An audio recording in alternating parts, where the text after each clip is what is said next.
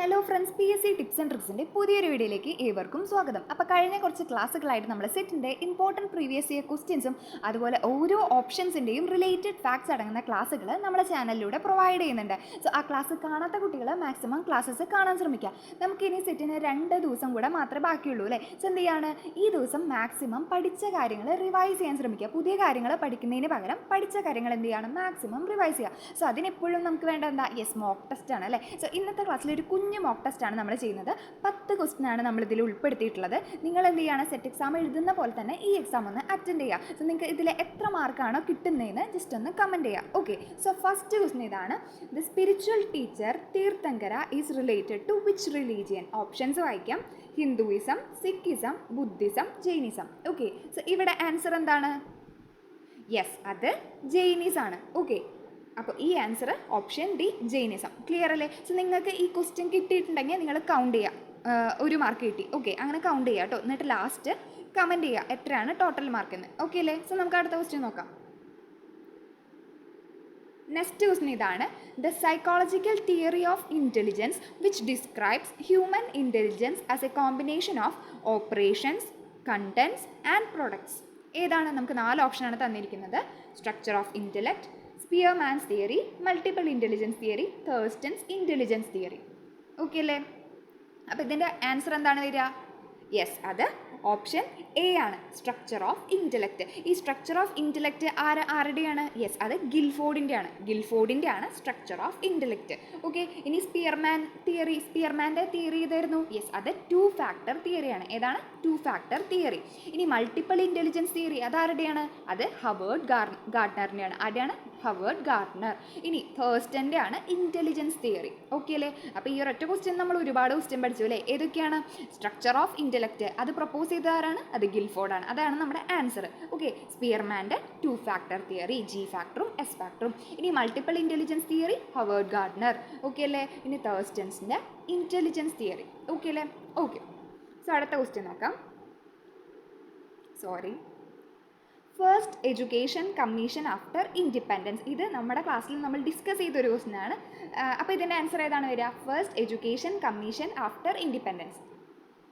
Secondary education commission ആണോ, national policy on education ആണോ, university education commission ആണോ, national knowledge commission ആണോ? ഇതിലേതാണ്?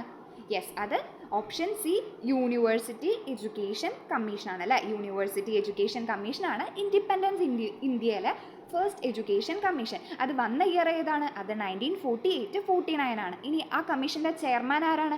അത് ഡോക്ടർ എസ് രാധാകൃഷ്ണനാണ്. അദ്ദേഹമാണ് യൂണിവേഴ്സിറ്റി എഡ്യൂക്കേഷൻ കമ്മീഷൻ്റെ ചെയർമാൻ. അതുകൊണ്ട് തന്നെ ഇതിനെ രാധാകൃഷ്ണൻ കമ്മീഷൻ കൂടെ അറിയപ്പെടുന്നുണ്ട്. ഓക്കെ അല്ലേ? അപ്പോൾ അത്രയും കാര്യം നമ്മൾ പഠിച്ചു. സോ നമുക്ക് അടുത്ത ക്വസ്റ്റിലോട്ട് പോവാം. ഓക്കെ, നാലാമത്തെ ക്വസ്റ്റ്യൻ ഇതാണ്: a permanent record of learners educational history that includes information about their attendance, test scores, health status and all other details. താഴെ തന്നിരിക്കുന്നതിൽ ഏതാണ്? റേറ്റിംഗ് സ്കെയിലാണോ, അറ്റൻഡൻസ് റെക്കോർഡാണോ, എനിക്ഡോട്ടൽ റെക്കോർഡാണോ, ക്യുമുലേറ്റീവ് റെക്കോർഡാണോ? നമുക്ക് ഈ ക്വസ്റ്റ്യൻ നന്നായിട്ട് വായിക്കാം. എന്താണ് question? Permanent record of learners എന്നാണ് അല്ലേ ചോദിച്ചിട്ടുള്ളത്. പെർമനന്റ് റെക്കോർഡ് താഴെ തന്നിരിക്കുന്നതിൽ ഏതാണ്? യെസ്, അത് ക്യുമുലേറ്റീവ് റെക്കോർഡാണ്. അപ്പോൾ ഓപ്ഷൻ ഡി ക്യുമുലേറ്റീവ് റെക്കോർഡാണ് കറക്റ്റ് ആൻസർ. ഓക്കെ അല്ലേ? സോ അടുത്ത ക്വസ്റ്റ്യൻ നോക്കാം. സിമ്പിൾ ക്വസ്റ്റ്യൻ ആണ് അല്ലേ. A computer network which is used within a building is called. A computer network which is used within a building is called. Option A വാൻ, MAN, LAN, SAN. ഇതിലേതാണ്? ഒരു ബിൽഡിങ്ങിനകത്ത് use ചെയ്യുന്ന computer network ഏതാണ്? Yes, അത് option C LAN ആണ് അല്ലേ. എന്താണ് ഈ ലാൻ? യെസ്, അത് ലോക്കൽ ഏരിയ നെറ്റ്വർക്ക് ആണ്. ലോക്കൽ ഏരിയ നെറ്റ്വർക്ക് ആണ് എന്ത്? ലാൻ. ഇനി വാൻ എന്ന് പറഞ്ഞാൽ എന്താ? Wide area network. Wide area network ആണ് വാൻ. Local area network LAN. ഇനി മാൻ എന്ന് പറഞ്ഞാൽ എന്താ? Metropolitan area network. ഇനി സാൻ എന്ന് പറഞ്ഞാലോ? Storage area network. 4 പഠിച്ചില്ലേ? ഓക്കെ, സോ അടുത്ത ക്വസ്റ്റിനോട്ട് പോവാം. ഓക്കെ, കോൺസ്റ്റിറ്റ്യൂഷനിലെ ആർട്ടിക്കിളുടെ സെക്ഷനാണ്.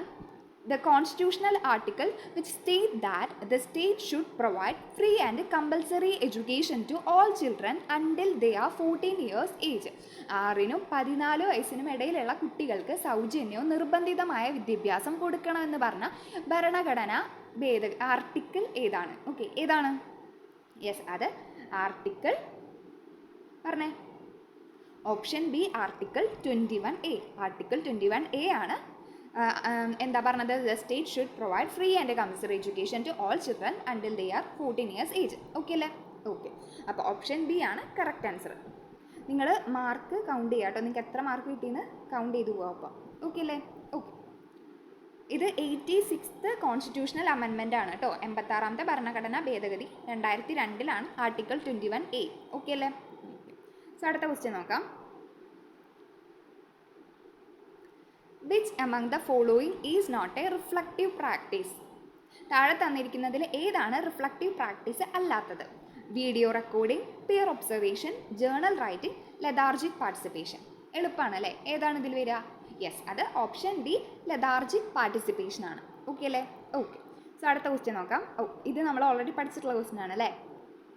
നമ്മളോട് എക്സ്പാൻഷൻ അല്ല ചോദിച്ചിട്ടുള്ളത്, വേറെ രീതിയാണ് അല്ലേ? നമുക്കൊന്ന് വായിച്ചു നോക്കാം. ഓക്കെ. സോ മൂക്ക് എന്ന് പറഞ്ഞാൽ എന്താ? ഫസ്റ്റ് മൂക്ക് എന്താ നമുക്ക് ഓർമ്മ ഉണ്ടോ നോക്കാം. എന്താണ് മൂക്ക്? അത് മാസീവ് ഓപ്പൺ ഓൺലൈൻ കോഴ്സ് ആണ്. എന്താണ്? Massive open online course. അത് എക്സ്പാൻഷൻ ചോദിക്കും, സോ അത് പഠിച്ചു വയ്ക്കാം. Massive open online courses. Okay. ഇനി ഇതിൽ താഴെ തന്നിരിക്കുന്നതിൽ ഏതാണ് മൂക്കിനായിട്ട് കൂടുതൽ റിലേറ്റഡ്? ഓക്കെ. സോ ഓപ്ഷൻസ് വായിക്കാം. Option A flexible and open form of teacher directed offline learning. Teacher directed ആണോ? ഓഫ്ലൈൻ ലേണിംഗ് ആണോ? അല്ല. റിജിഡ് ആണോ? അപ്പോൾ അത് കേട്ടാൽ തന്നെ അറിയാം അതല്ല. ഇനി option C rigid and open form of teacher directed online learning. Teacher directed ആണോ? അല്ല, ഓൺലൈൻ ലേണിംഗ് ആണ് അല്ലേ? ഓപ്പൺ ഓൺലൈൻ ലേണിംഗ് എന്നാണ്. അപ്പോൾ അതെന്തായിരിക്കും? സെൽഫ് ഡയറക്റ്റഡ് ആണ്, അതുപോലെ ഫ്ലെക്സിബിൾ ആണ്, ഓപ്പൺ ആണ്, അതുപോലെ തന്നെ ഓൺലൈൻ ആണ്. ഓക്കെ അല്ലേ? അപ്പോൾ ഓപ്ഷൻ ഡി ആണ് correct answer. Flexible and open form of self directed online learning. അപ്പോൾ മൂക്ക് എന്ന് പറഞ്ഞാൽ എന്താ? Massive open online courses, flexible and open form of self directed online learning. Clear അല്ലേ? ഓക്കെ. അപ്പോൾ ഓപ്ഷൻ ഡി ആണ് correct answer. Okay. So അടുത്ത question നോക്കാം. A performance for hands on activities like constructing models, drawings, note taking, gardening, wood working, sports etcetera are examples of which learning style? താഴെ തന്നിരിക്കുന്ന ഏതിന് എക്സാമ്പിളാണിത്? നമുക്ക് 4 ഓപ്ഷനാണ് തന്നിരിക്കുന്നത്. Auditory learning style, read or write learning style, visual learning style, kinesthetic learning style. ഏതാണ്? Yes, അത് option D ആണ് അല്ലേ? ഓപ്ഷൻ ഡി ആണ് കറക്റ്റ് ആൻസർ. കിട്ടിയില്ലേ? ഓക്കെ. ഇനി ലാസ്റ്റ് ക്വസ്റ്റ്യൻ നമുക്ക് നോക്കാം. Expansion of smart governance.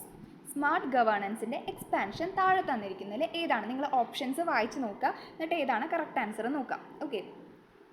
4 ഓപ്ഷനാണ് തന്നിരിക്കുന്നത്. ഇതിലേതായിരിക്കും smart?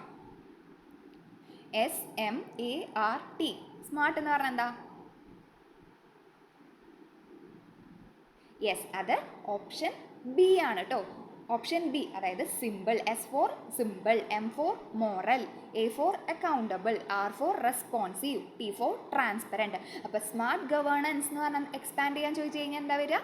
Simple, moral, accountable, responsive, transparent.